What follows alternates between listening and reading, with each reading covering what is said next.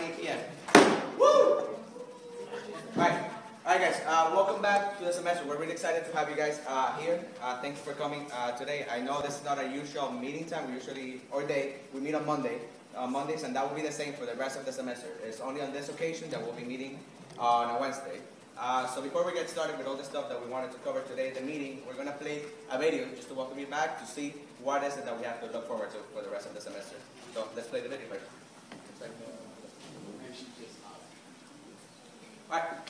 Alright, guys, as you see, saw the video, there's a lot of new and exciting things coming up. I thought it would only be appropriate to learn about those things that are coming up by having our state president here come and welcome you from FBLA-PBL. So please help me welcome Mr. Jose Pettiford.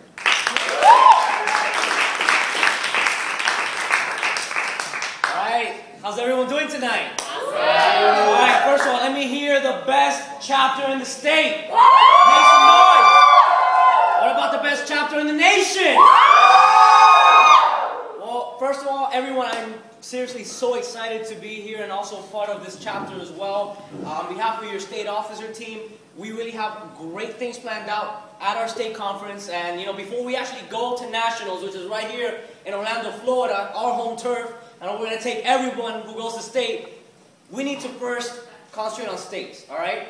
And at states, you're going to see lots of very exciting things, all right? Internship opportunities, exhibitors, workshops, all right? So lots of great things coming your way, all right?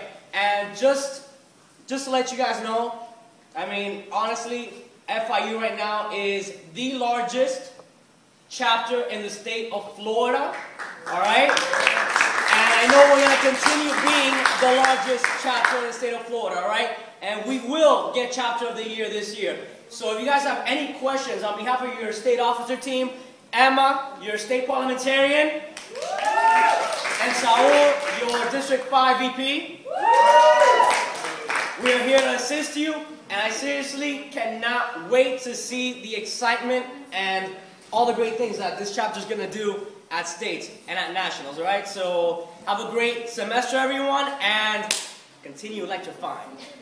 Woo!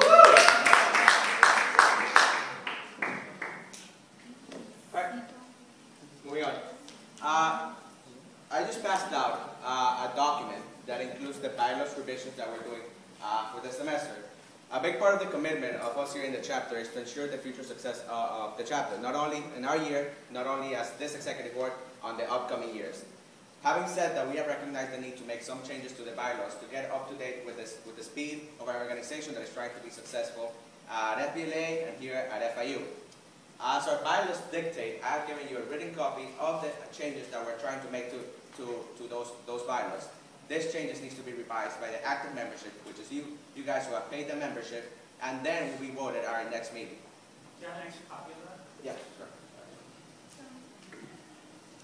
Second page, I'm just going to go one by one with the changes that we're trying to implement, and obviously this will be brought up to vote for you, the membership, at the next meeting. So you guys go to the second page. There, we have an item that says, replacement for dismissed officers should be appointed by the chapter president with the majority board approval of the executive board.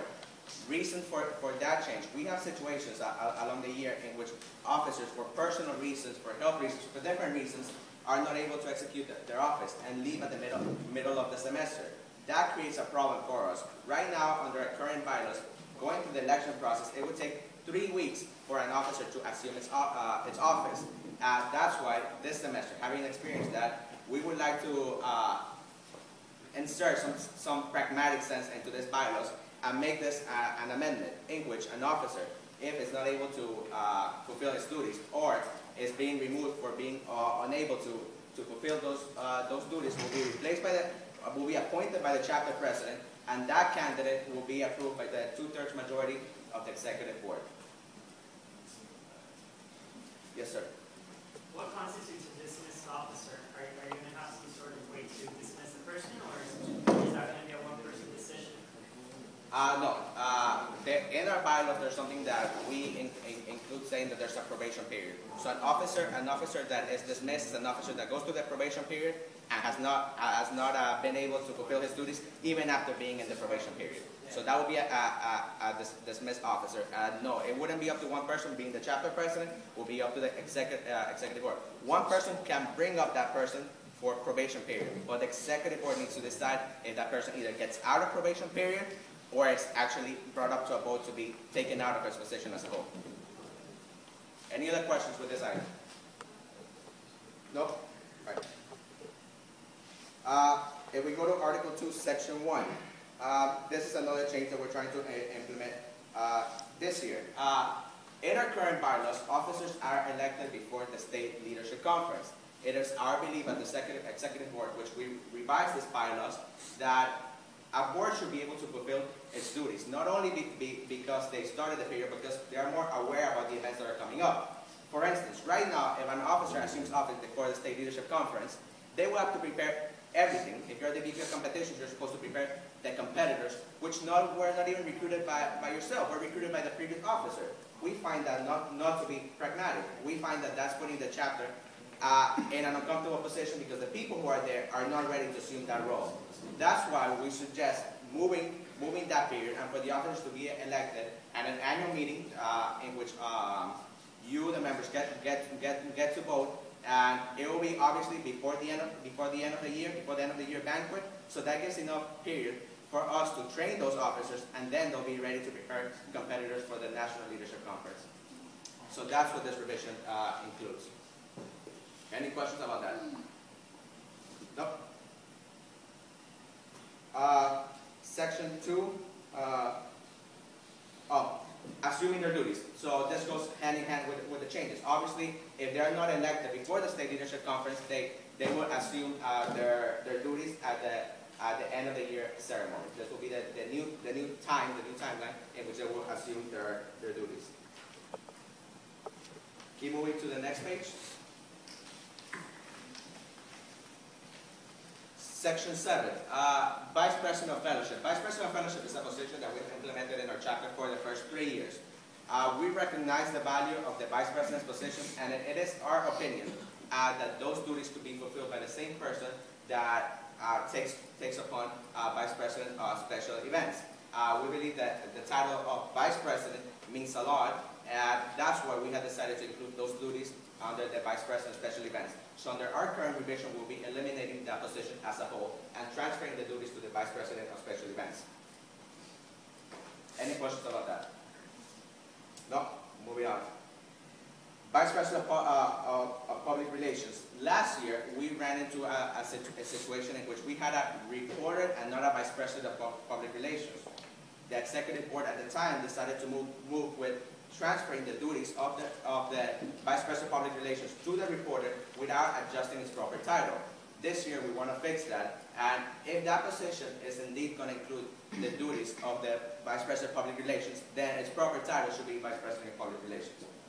So that's what that change in Section 9 would include. It would replace the word reporter for Vice President of Public Relations. Any questions?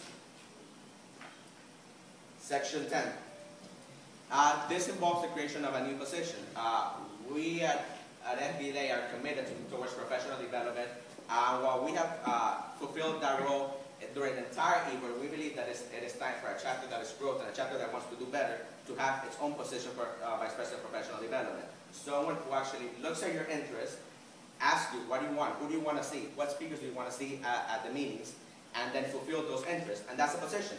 It takes time to get speakers to come here, adjust the logistics and that stuff. So Section 10 talks about the creation of a new position that will become available for someone to run during the semester if you guys, the members, decide to approve this bylaws and approve the creation of this position.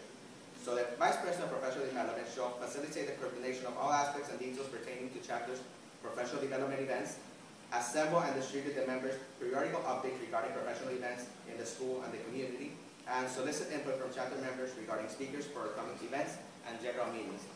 Obviously, this only duties that are reflected in the bylaws. It will encompass many more duties that will be assigned as we see the need.